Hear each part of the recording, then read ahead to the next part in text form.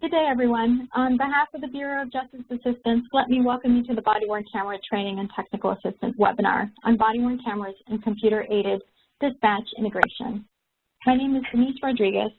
I'm a senior research scientist at CNA and the project manager for the Bureau of Justice Assistance Body-Worn Camera Training and Technical Assistance Program. And I will provide the introduction for today's webinar. So today's webinar focuses on a very important issue for body-worn camera programs, the integration of police technology like CAD systems with body-worn cameras.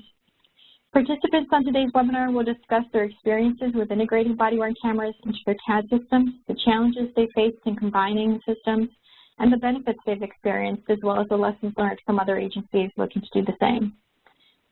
The technical assistance team members and site representatives we will hear from today include Elliot Harkavy, who serves as the body-worn camera technology advisor on our team, Captain William Brown from the Fayetteville, Arkansas Police Department. Captain Brown is the body-worn camera project manager for Fayetteville, and he has 29 years experience in various capacities and is currently assigned as the criminal investigations captain.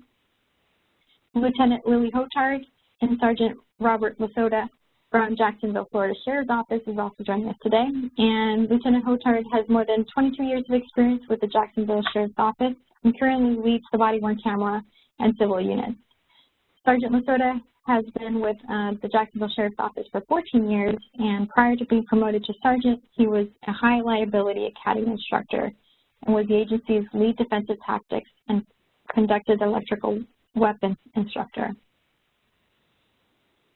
So thanks to all of them for sharing their time and experiences with us and for working with us on putting this webinar together. This is one in a series of webinars sponsored by the Bureau of Justice Assistance and coordinated by CNA for the Body-Worn Camera Training and Technical Assistance Program. We thank the Bureau of Justice Assistance for its investment in the Body-Worn Camera Grant Program and the Body-Worn Camera Toolkit and a range of technical assistance resources and opportunities for agencies implementing body-worn cameras. The Bureau supports state, county, local, and tribal law enforcement agencies in many, many ways, and we are grateful that they do. So before we continue, permit me to make a few other comments. This webinar is recorded for the benefit of others who may view it later on our website. There will be opportunities for questions and participation during the webinar, so please make your thoughts and questions known via the chat function. I can assure you that others will appreciate hearing what you have to say, so if you don't have a chance to voice your comments or concerns, please send us an email or, again, put your question into the chat function. And then following the webinar, you will receive a request to evaluate it. Please complete the evaluation and please give us your honest thoughts and recommendations. And please let us know what other topics you think we should cover on future webinars. So I also want to thank Samantha Reinerson at CNA. She does most of the background work to make sure these webinars go smoothly. I will now turn it over to John Markovich from BJA to provide opening comments. Thanks, Denise, and also I want to thank Samantha for pulling everything together. As Denise said, my name is John Markovich. I'm a senior policy advisor at BJA, and I'm also the program manager for the Body-Worn Camera Policy and Implementation Program, otherwise known as BWC PIP. I want to provide just a brief overview of the program, its origins, and then provide some framework for today's topic. I call it a few reflections on the evolving nature of body-worn cameras and law enforcement technology in general. So first off, about the program, we started in May of 2015, and we were responding to the needs out there of state, local, and tribal law enforcement agencies who were looking to buy body-worn cameras. We developed a comprehensive grant solicitation program to provide those cameras to state, local, and tribal law enforcement. But we wanted to assure that this was more than a purchase program. The program required development of comprehensive and careful policy development, and this was a grant requirement, something that the competitive grants were judged on in awarding the money. We were also looking to assist law enforcement agencies, small, medium, and large, in developing those programs, recognizing some didn't have the resources and expertise. So we also developed a solicitation for support, training, and technical assistance for that careful implementation of BWC programs that was awarded to CNA after a competition. And as you'll see from today's webinar, I think it was a wise decision on our part. Briefly, to date, we've funded over 260 state, local, and tribal law enforcement organizations, even a few correctional organizations, for over $50 million, and this will result in the placement of over 51,000 body-worn cameras being deployed after three grant cycles. We're also expecting to announce additional awardees at the end of September that responded to our 2018 grant solicitation.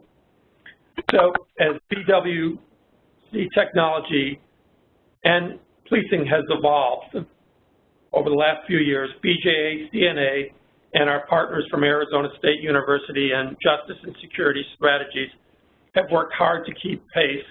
I think the work has paid off. Today's topic focuses on the integration of body-worn camera digital video evidence with data from computer-aided dispatch as well as records management systems, CAD and RMS. This is certainly an advancement from the days not so long ago when body-worn cameras were seen mostly as a standalone source of digital media evidence. The next chapter, we think, is going to be, and it's already started, the merging of digital media evidence from body-worn cameras with that from in-car video cameras, stationary cameras, even video sent in from citizens from cell phones. So in that context, we really need to think about the pace of change that some people have referred to the 5 V's of big data, V's as in Victor.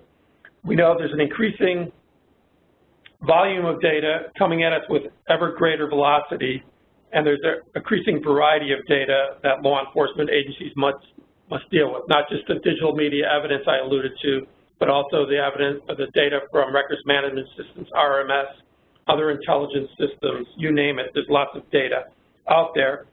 And they have to do it all while trying to maximize the value of the data, recognizing that every piece of data isn't as important as other data, and we need to be really carefully concerned about the quality and usability and reliability of that data.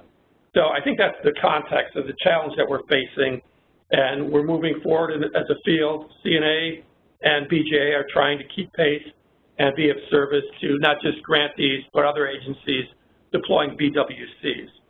So with that said, I'll hand it over to Elliot Harkavy to start the substantive portion of today's webinar. Thanks. Thank you, John. My name is Elliot Harkavy, and I am the technology advisor to the Body-Worn Camera Training and Technical Assistance Policy Implementation Program. So let's start with what is this thing we're talking about, Body-Worn Camera Computer-Aided Dispatch, or BWC CAD integration. Well, it's the integration of those two systems to characterize what's on the video. So the videos are matched with the CAD data for any specific event, and the data from the CAD record, the report or incident number, the time, the location, the type of incident, is then attached to the video to categorize it and annotate it with important information that may be used later on in the investigative or prosecutorial process. It creates a direct link between the videos and their dispatch records, and through that dispatch record, it can also link to the investigative record as well. So why do this? What are the benefits of doing this? Certainly increased officer productivity. The officers have to spend less time categorizing and annotating their videos. There's increased accuracy of the categorization. It's driven by the data already in the CAD system. All officers on the scene should have the same categorization for the same event, although it can be updated after dispatch if changes occur. And you have the accurate linkage of the videos to the case files, which is extremely essential. We've definitely heard of cases being thrown out because videos associated with the event were not, the the prosecutors were not aware of specific videos associated with the event. For the additional officers on scene might not have been tracked as part of the event, and their videos not tracked as part of the event, and therefore those videos would not be turned over to the defense, and then the case is kicked because the defense didn't get all the discovery evidence that they were supposed to have gotten. So it is extremely essential that every video associated with a case is tracked and linked to that case. And the CAD integration is really effective in doing that, as long as the right policies and procedures are in place and utilized. And then you have the opportunity for enhanced policy compliance tracking. You can get reports of CAD records without video, which would imply compliance with the recording policy, and videos without CAD records, which would be compliance with the dispatch policies. So what are requirements to make this technology effective? From a policy standpoint, agencies must ensure that every encounter on video is reported into dispatch, and all officers at a given scene report into dispatch. I take you back to the ensuring that you have all the videos of an event associated with that event to ensure that it's properly handled on the prosecutorial side. And you definitely need some level of technical expertise to create and maintain the system links. And there may be some monetary commitment as well in terms of creating and maintaining those links, and for some vendors, there may be additional charge to use this technology. So who's using it? Our understanding, based on our contacts and outreach by our TTA leads with the various sites in the PIP program, there are at least 23 sites that are interested in this technology. About half have implemented it, about a quarter are in process or planning to integrate it, and about a quarter of those who are interested that we've identified are conducting research. What is this and how do they use it? From those sites that are using it, match rates range between 35% and 98%. Those who manually upload the data appear to have lower match rates than those using direct live feeds between the BWC and the CAD systems. About half of those who are using it are very satisfied. Another couple are satisfied. A couple of them are having issues on their CAD system, and that's causing some issues with the integration, which can be expected. And there are two who would prefer to have their officers manually input the data that's currently received from the CAD. They feel that the exercise of the officers manually inputting the data has more value than just doing the automatic porting. Of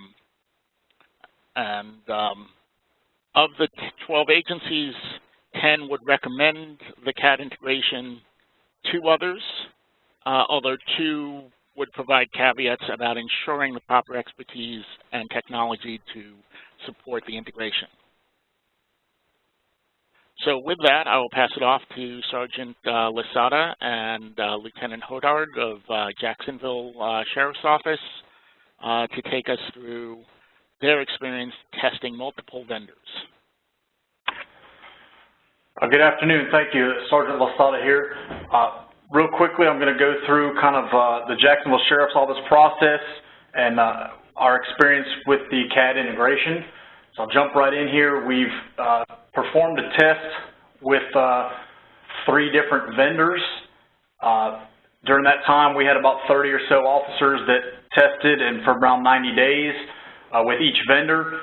We utilized CAD integration with each of those vendors, understanding that there's 2 different methods for the CAD integration process. One is live and one is post, and I'll discuss those in just a minute. But real quick, just an oversimplification of what is the CAD integration. I know that it was already mentioned, but it's just a process by which the information about the video, the case number, the address, the time, is auto-assigned through a file that you, the agency, send to the vendor.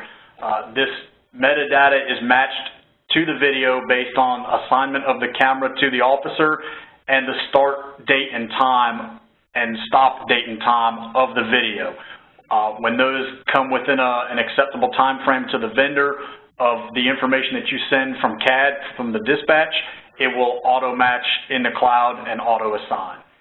So that's just an oversimplification of the definition. The benefits, some of which were already mentioned, but I'd like to reiterate them because they're huge, depending, again, on your agency size and how busy they are, your officers might be. Obviously, the first off the bat is the benefit of time. The officers are already duplicate, at least in our agency, they duplicate the same information across many platforms.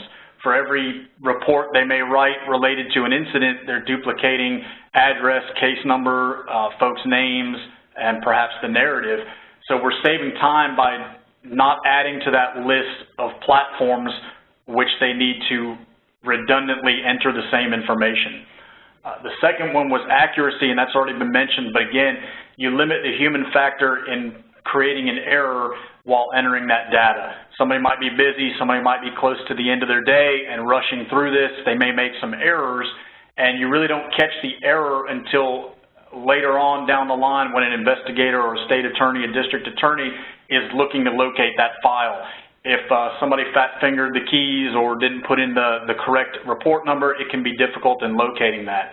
So the accuracy is you're taking the same data that was entered through dispatch and you're applying it. And once again, the redundancy has already been mentioned, but we're not redundantly entering the same data. So as I mentioned just a moment ago, the live versus a post service. We did not have any experience with live CAD integration. The vendors claim that they offer this. We have not tested it, so I'll just leave that as it is. The post service was something that we used, and basically how we used that post service was our CAD data was fed to a server. From there, we utilized the SQL process to remove that data based on the way we told it to remove the data, and we compiled it into a CSV file, and that CSV file went to the vendor based on a piece of software that they install on our server, and that's how it gets sent to them. It's a pretty simple process for how it gets there, but the biggest time and effort that it takes on the agency's end is how to compile that data. I've said before, if a smaller agency or a less busy agency doesn't have many guys that are busy across the day, then this might not be a process that you want to explore, because you do have to have some folks with some knowledge, and I know the next presenter, the captain, will discuss the process that it takes to get there, but it does take somebody with some expertise to figure out how to pull all that raw data that comes from the dispatch and compile that into a CSV file. And what I mean is, an officer may have several timestamps related to a call for service. He got dispatched, he went en route, he arrived, maybe they went to some subsequent locations, and then they closed a call. All of those different time frames, you need to determine which is going to be most closely related to the start time of the video. Our agency ran into a problem where we have a process by which we stack calls, so it doesn't close it, but it leaves it open. And the error that caused for us, and we're still working on mitigating that, is the overlapping time frames. The video essentially took place inside of 2 dispatch time frames that we sent to the vendor. From there, they don't have a way of determining which is most accurate, so it remains unclassified. So that's one of the errors that we came across, and we're still trying to mitigate that. For an agency, the integration adversity, the biggest is the accuracy. The more experience and the more folks that you talk to understand how to do this, the better off you're going to be with the accuracy from the accuracy standpoint. I would venture to say that anything above 75% is probably pretty good. It's worth your while if you can get to that standpoint. If you're below that, then how much time are you actually spending catching up with errors that wouldn't be there otherwise if everybody was just assigned to do it manually? It's definitely time consuming to set up. Obviously, we're still working on it, and we've been in the trial and evaluation phase. These trials began over a year ago, but we compiled, only 90-day trials for 3 vendors. So that took some time, but it took a lot of learning on our end. The advice that I have for all the agencies listening is do some trial and evaluations. These vendors will come in at no charge, allow a certain subset of officers to try the hardware, the software, and get some experience. So at least you have a starting point to go from, a little bit of knowledge about the terminology and what you like and what you don't like, rather than just purchasing something and being stuck with it and grasping at straws or having to slow a rollout because of that. The final is it can be pretty frustrating, especially if you're not experienced with how your agency dispatches calls or how your CAD looks behind the scenes. And when you get into a bunch of data, how that looks and how you're going to decipher all of that. Having a SQL person is great. They're a great asset to write that code for how you want to pull it out, but you also need an agency person who understands what the data means, what they're looking at, what do these timestamps mean, what is actually happening with the officers in the field as it relates to all these data points and these time frames. So again, I've already mentioned some small agency concerns versus large agency concerns. One that can come up through training, we're going to have to train our guys that if the CAD system goes down for an upgrade or for an unplanned crash, one of the problems that you can run across is any video that is created during that time frame, there's not going to be any CAD data to match, because anything that's entered long after the fact, if the system is down for 6 hours, the timestamp when that dispatcher re-enters that data is the time that they're re-entering the data. They can't go back in time and stamp it for 6 hours prior to. So when you get to training, we want to train these guys. You guys have got to manually enter it if the CAD system is down. That's your clue. We kind of stomp our foot there so they're not trying to catch up with it after the fact. Now, a short dive into the specifics I've already mentioned was the overlapping of the time frames. If your agency doesn't stack calls, the guy is only on one call and closes it, that's not an error that you're going to run across. So my contact information is at the end, and that's something that we're working through, and I can definitely assist with that. It's a little complicated. It's a lot more in depth than I'm going to go during this, this presentation. But yeah, feel free to contact me should you have any questions on it. With that, my contact information is on the last screen. Again, it's being recorded. The best way to get a hold of me is by email, and then we can set up a phone call if necessary. But again, the biggest piece of advice I have is to do some trials and evaluations with these vendors so you can at least get a grasp on the terminology and understanding all the way across the board what you do know and what you don't know. With that, I'll turn it over to Captain William Brown, Fayetteville, Arkansas Police Department. Hey, good morning, everybody, or good afternoon, depending on where you're at. First, I want to say a special thought goes out to all our colleagues on the East Coast. For those of you out there, please stay safe over the course of the next few days while this storm bears down on you. I wanted to give everybody just a real quick overview of our department so that you can kind of see how big we are as in comparison to your department. Like they said, if you're a very small department, then this might not be for you. But I'm only going to read, this is the only slide I'm going to read, I promise. We're a college town in the corner of northwest Arkansas. Population of the 2 county areas about 500,000 people. We're 55 square miles. We've got 560 road miles, 102 miles of multi-use trails, 37 parks. We've got an approximate population of about 85,000, and the University of Arkansas blesses us with about 30,000 students in the fall and spring semesters. We've got 129 sworn officers. About 60 of those officers are assigned to patrol, 5 motorcycles, 5 SROs, 4 bikes.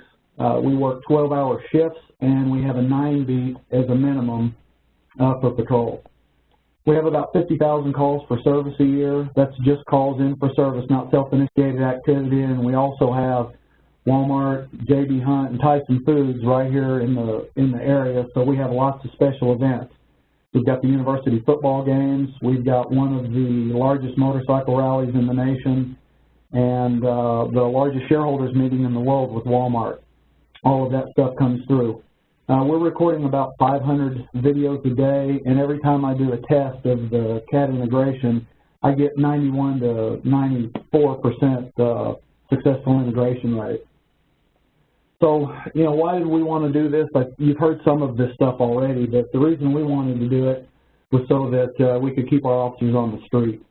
Our chief's philosophy has always been to keep the officers on the street and answering calls and not at the station typing. So we are so committed to this philosophy, our officers even call in their reports of incidents to a transcriptionist. So they dictate it over the cell phone or stop and call it in, and clerical staff types the report. So obviously when we heard that there was a method that our body-worn camera videos could be numbered using computer-aided dispatch, we were immediately interested. We knew it would it would save an officer's time from having to sit down at a computer and number and categorize all their videos. Also, as you've already heard, the retrieval is easier. We wanted our videos stored so they could easily be retrieved. We've had mobile video recorders for years, but our current mobile video system is very difficult to navigate the back end. We share cars. Each officer logging into and out of the system was going to be a nightmare, so we just elected to do our mobile video searches by date and time. Tell you what, this is when officers are preparing their notes, when supervisors or other administrators are trying to retrieve videos for review and use of force incidents or citizens' complaints, or our evidence personnel are gathering videos for the prosecutor's office, or our community policing division is gathering videos for freedom of information requests. It's been a pain by doing it just by date and time. So the integration has helped in that regard. It just makes it so much easier. The other thing that we wanted is something on a retention schedule. Our mobile videos, we've got every mobile video recording that we've ever recorded because we have no good method for retention of those. So CAD integration is great because depending on what the officer calls in as his disposition, the CAD integration gives the video a category, and that drives the retention schedule. So we're pretty optimistic that if this worked as advertised, that the officers would not only save time by numbering their videos, but categorizing. Also, we've given our prosecutor's office access to our videos. This has kept our property and evidence personnel from having to burn videos for the prosecutor's office, and also it's helped our public information officers when they're gathering information for freedom of information requests from citizens or the media. So the actual process that I had to go through, I got this project pretty late in the game, you know, just several months before we went live, and I was really concerned about the CAD integration process. I was a little bit scared when I first got told about that we were going to have to set this up, but it didn't turn out to be all that difficult. I immediately made contact with other cities that use our body-worn camera and had our same CAD vendor. I figured they would be my best source of information. And then I just asked questions, thought about every possible scenario I could think of, asked the people that were helping me if they had suggestions that I hadn't thought about. I wanted to make sure that everything was working prior to going live.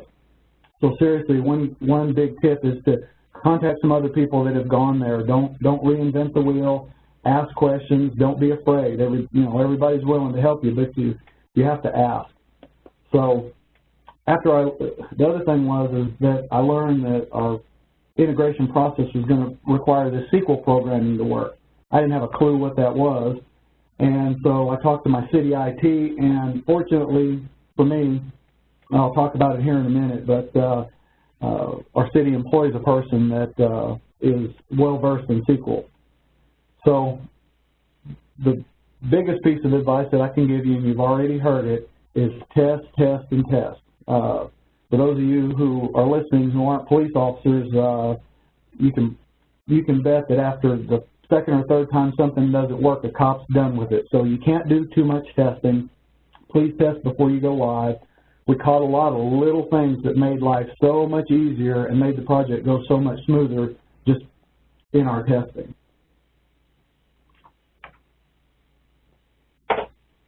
So we had a few little challenges because of the system, and we had some challenges because of the user. So I'll go through the system challenges first. The SQL process was probably the one that scared me the most. This is the program which compares the body-worn camera videos to the CAD records and decides which videos go with which call. Again, this was my biggest concern, but like I said, unfortunately for me, my city employs a lady who had vast experience with SQL. So I was lucky and was able to put her in contact with our vendor's CAD integration guy, and they took care of 99% of it. After all that was said and done, it was a pretty simple process.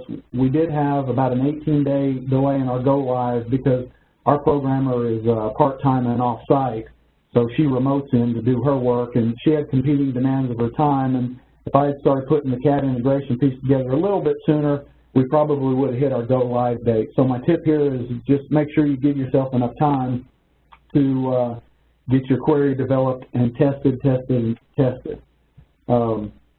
I had some officers that who had originally participated in the T&E of our hardware. I had them start doing some testing, and that led to the discovery of our next challenge.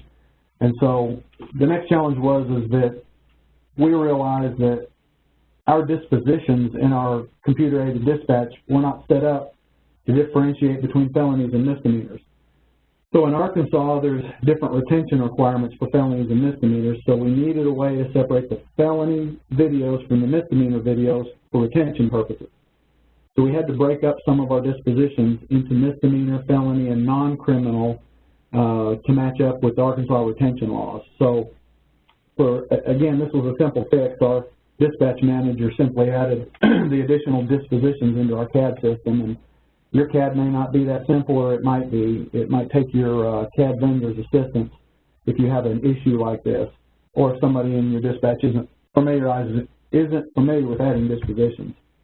So during also the testing, we had two other little issues that were basically solved by the same solution.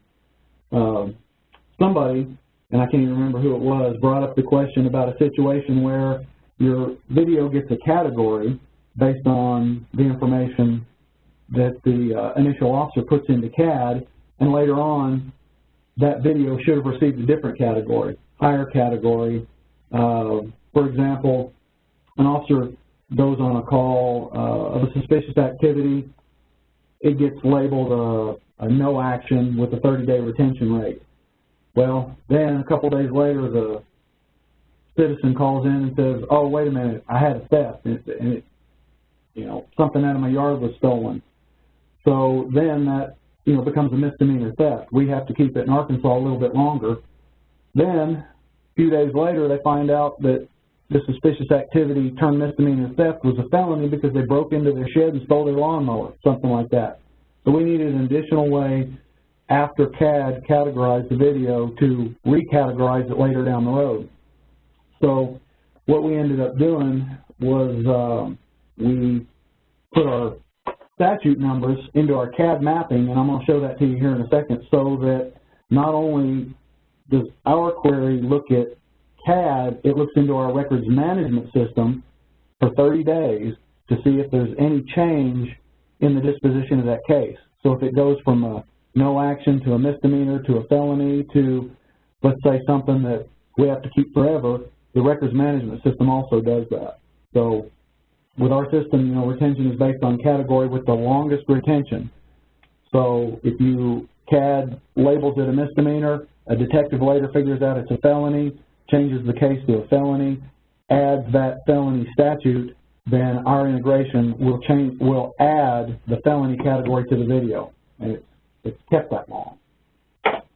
So this is a picture of basically the only real work I had to do. I had to give them a map, and basically the map is what tells it tells integration what categories go into what retention pools. So this is just an Excel spreadsheet that I created, and you can see here that I've got the retention categories at the top. The corresponding retention time is directly below that. So, for example, a category where you know, an officer calls in a disposition 3, or an officer goes back in service from a call and handles the thing without a report, there's the, it goes into a no action and is kept for 90 days. And you can see the misdemeanor, felonies, and then the statutes for the crimes that we have to permanently keep here in Arkansas. So here's where I went in and added all of the statutes for all of our misdemeanors in our RMS, all of the felonies in our RMS, and all of the statutes which Arkansas requires you to keep forever. So I added those to the map.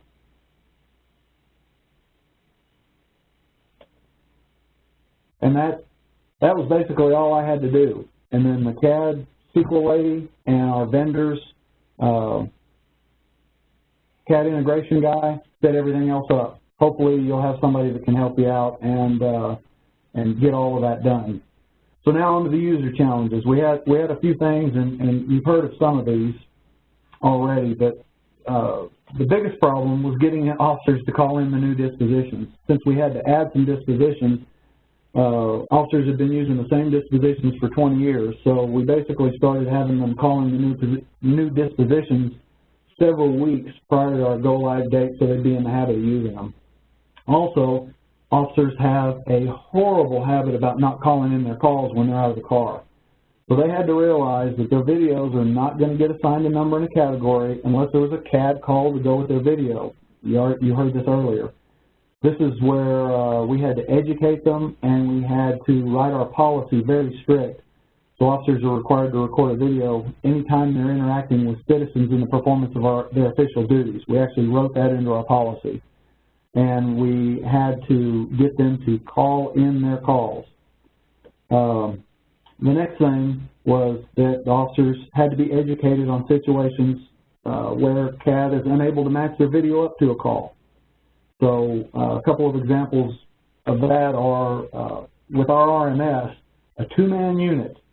The video will only match up with one of the officer's videos. I'm working on a solution for this right now, so hopefully I'll be able to get that fixed to where it will match the video to, for example, the rookie and the FTO's videos. Also, as you've already heard, any video recorded outside the times of the CAD call is not going to be a match, so we had to make sure that officers were educated on that. If an officer starts a recording and then several minutes later decides to call in and get himself a CAD call, it's not going to match. If an officer moves from one call immediately to another without deactivating and reactivating his camera, both incidents are going to get the same number. And so it was just an education and trial and testing and practice with the officers. The other thing we had was we wanted to make sure that we set up a way to keep officers from letting the uncategorized videos sit out there in our system. So our system actually has a report that I run every week, and I send it out. It's an Excel file, and I send it out to the officers, and they're required, our policy, again, by policy, you can control some of this. Our officers are required to go in each week and categorize their uncategorized videos. They keep up with it. It should only be a few a week. Like I said, our current right now is you know, about 6 to 9% are not categorized, so that's not too many. And one of the other challenges we ran into was actual numbering. If your system doesn't require a mandated format for the numbering system, make sure that you put something out to the officers and that they number their videos consistently. Our system had a mandatory numbering format that you could turn on. I didn't know about it till after videos we weren't able to find them because officers were using a 2-digit year. Some of them were using the 4-digit year. Some of them were putting zeros before their CAD call number, and some weren't. Once you turn on that mandatory numbering format, that'll help a whole lot in retrieval of your videos. The last big problem was the required testing of our body-worn camera videos.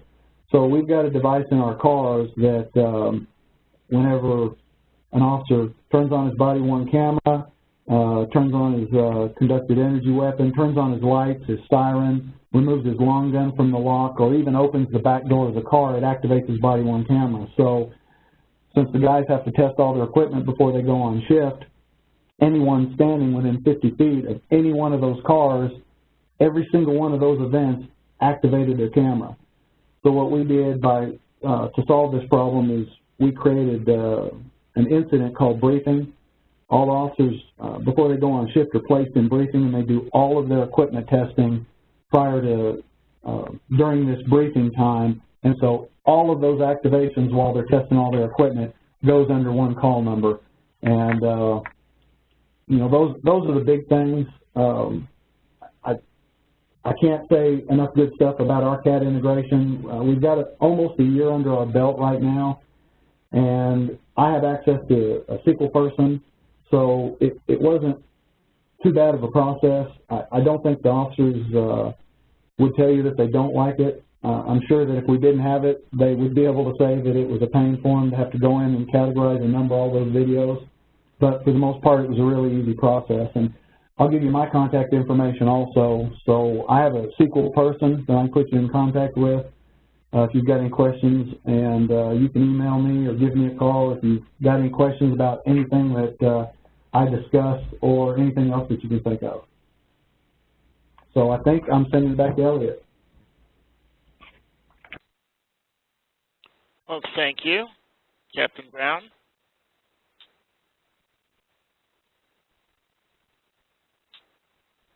Okay, just to summarize the prior two presentations, Jacksonville tested multiple products. They used post-service upload, basically a batch upload of data from the CAD system rather than a live feed between the two systems. And they discovered a number of potential problems that other people may also face, specific requirements of certain vendors, time overlaps, especially if you use the dispatch method that they use, which allows officers to be dispatched to multiple calls at the same time. And then a number of concerns that are different between small agencies and large agencies. And a lot of that has to do with resources and the extent of the calls. So with Fayetteville, we heard a lot about the benefits, especially keeping officers on the street, easy retrieval of videos, automatic characterization of the videos, especially as it concerns the retention schedule, since the categorization, what type of incident was being recorded, really is what drives the retention schedule. They work closely with their IT people, with the vendor, and with other users for extensive testing and tweaking to enhance accuracy. They enhance their disposition list, or they first built and then enhanced the disposition list in CAD to improve accuracy. That disposition list is a key factor in their accuracy and in the success of their program.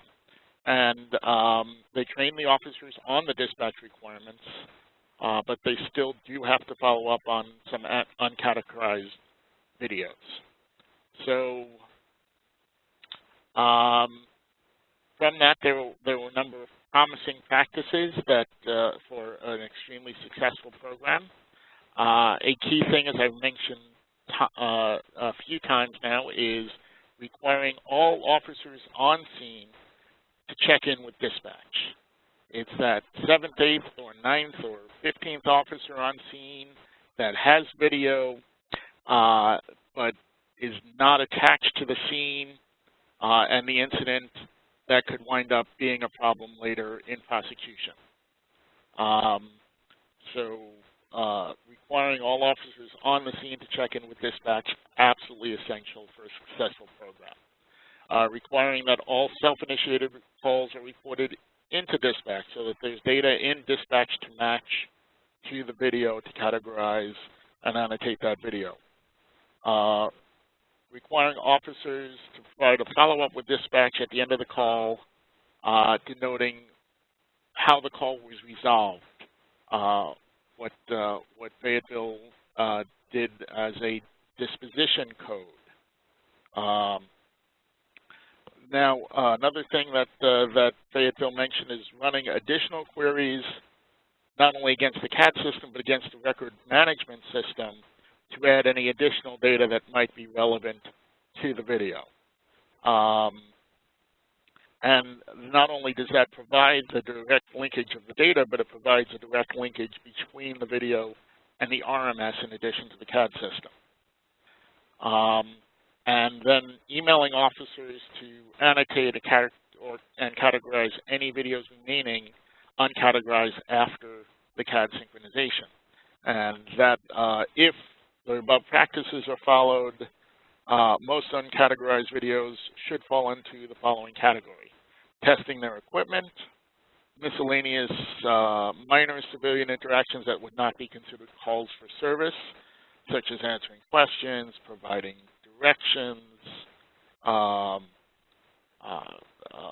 just being present in the community, as well as accidental activations. So with that, we'd like to go to questions and answers.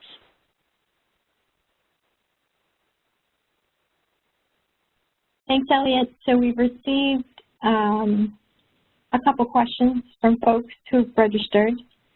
One of the questions is, what challenges and solutions exist for linking body-worn camera videos with event numbers generated by CAD? And can CAD help supervisors select events to include in their random reviews of body-worn camera footage? I'll open it up to you guys to answer.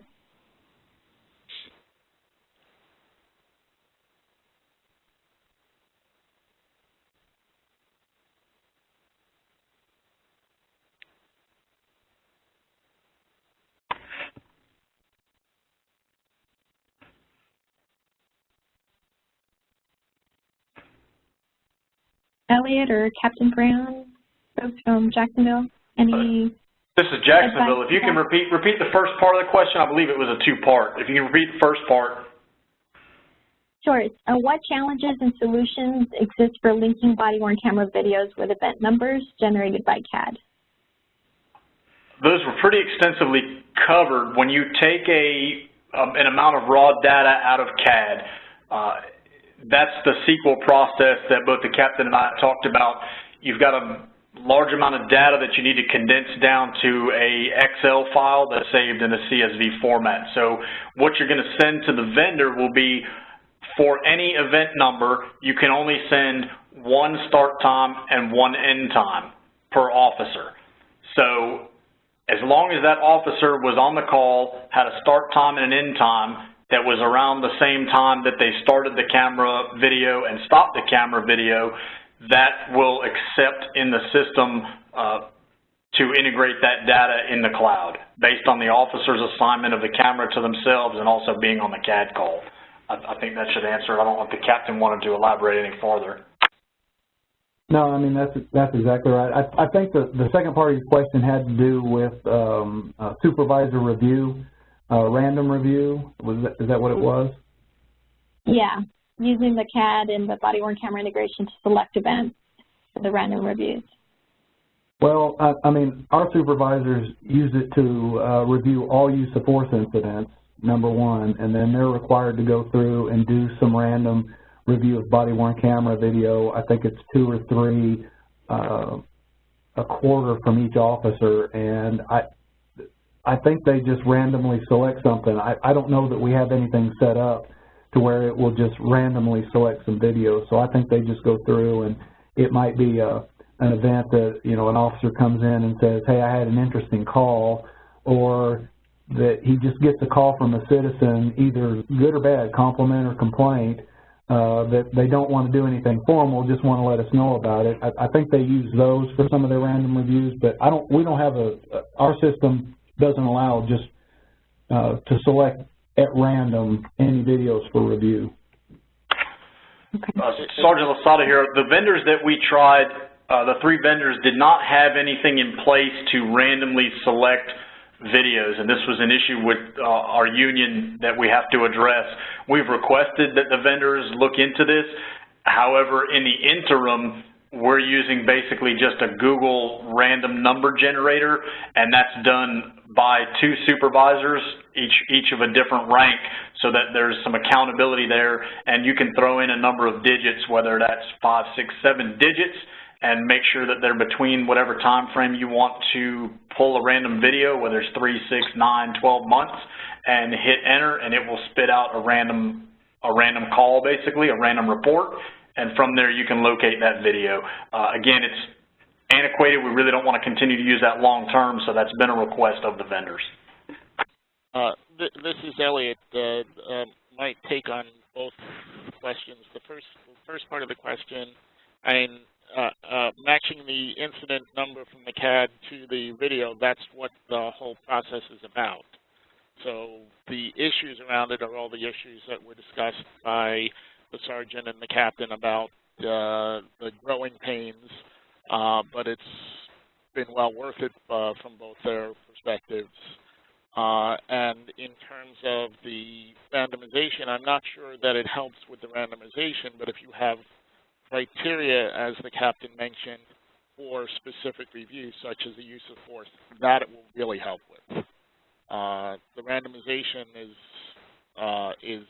you know, if you're doing it truly random, it doesn't matter whether you're doing it through the CAD system or whether you're doing it through some other method, it'll just be random. But when you have criteria for review, that's where this will help. Okay, thank you. We just got another question. It says, are either of you using a local server for your body-worn camera videos? And if not, are you familiar with an agency that's using CAD integration but does not use a cloud-based storage system? Fayetteville uses cloud. Jacksonville, we also use the cloud. We've explored that. However, as technology improves and the price of cloud storage has come down, as we explored different vendors, there wasn't really a benefit to us paying the money out of our IT budget to set up a bunch of servers that we would be responsible for maintaining CJIS compliance on, and the various different components that we need to keep in check. So it becomes really a cost analysis that you need to perform based on the availability. But now the cloud-based storage is the way to go, in my opinion, just because of cost. This is Elliot. I can't point you to a specific site that is using the integration on a local storage system, but there are a number of vendors who offer the choice of cloud versus local storage who have this technology available. Right, thank you. One more question. Depending on the body-worn camera hardware utilized by the department, is there any way of having the dispositions of 911 dispatch jobs incorporated into the body-worn camera video file metadata?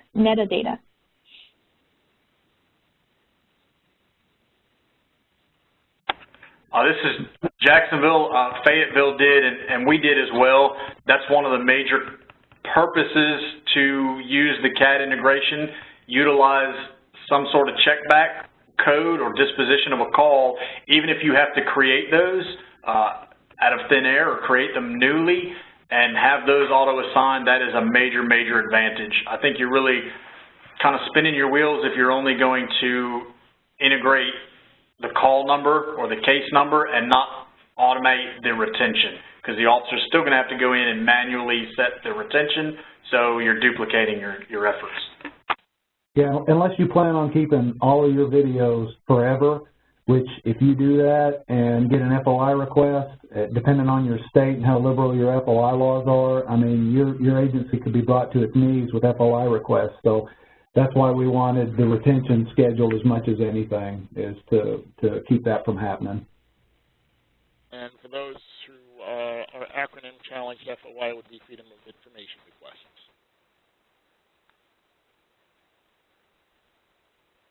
All right, thank you. Those are all the questions we received. If you guys have any other questions, feel free to send us an email, and we will follow up with you. We can go ahead and move on to John, if you want to deliver the closing remarks. Yeah, thanks, Denise. Well, thanks everybody for a really, I think, dynamic discussion that reflects how dynamic the field is. I really like the fact that all the examples made things very real and concrete. Captain, you talked about sort of the interdependence of the processes and policies and the adjustments to your program with respect to changes in retention, the need to categorize data, the felonies and misdemeanors. So I think that's good. I think it brings up the point that for those agencies who are looking to implement this type of integration, that there should be some flexibility in your agreement with the vendor to allow for that adaptability and not to get into a situation where the vendor is going to charge you for every little change. I think as leaders in sort of on the leading edge of technology, I think Fayetteville and Jacksonville show us really how that's done and how it's an iterative process. The test, and questions. Admonitions really resonated with me. So I think we saw where we started, where we are, and where we're going, and I think the future is bright. We kind of looked at the ghosts of BWC past, present, and future, and grappled with the changing nature of technology, and really, I think, honed in on the interdependence of it. I think it's a real, just a realistic assessment of the integration benefits, challenges, and paths forward, and an illustration of the need for careful and deliberate planning and adjustments and flexibility, which I think were showcased very well by both Jacksonville and Fayetteville. So thanks again, Captain, Sergeant, and Lieutenant, Elliot, Denise, and Samantha, for putting together yet another great webinar in the BWC webinar series. I really appreciate it. Thank you, John. Lastly, we hope you enjoyed today's webinar. The recording, again, from today's webinar will be made available in the next few days. So to view this webinar, as well as a number of other webinars we've recorded in the past, as well as podcasts and resources available, please visit our website, www.bwctta.com. The toolkit on BJ's website is also a very useful resource. And again, if you have any questions or need anything from us further, feel free to reach out to us via email. Thank you again. You guys have a good afternoon. Thanks, everyone.